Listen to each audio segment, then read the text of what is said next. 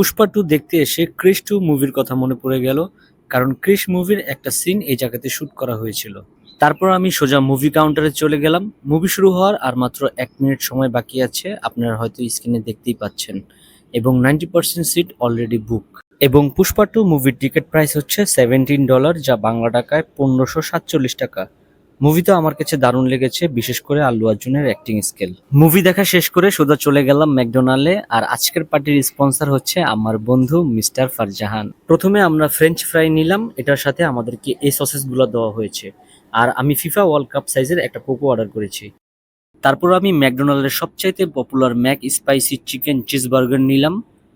চিকেনগুলো ছিল দারুণ ক্রিস্পি অ্যান্ড সফট, এবং চিকেন থেকে আমি দারুণ একটা ফ্লেভার পাচ্ছিলাম। এবং এই বার্গারের আমি বরাবরই একজন ফ্যান। আর এই টোটাল কম্বো প্রাইস হচ্ছে $12.25, যা বাংলা টাকায় 1114 টাকা।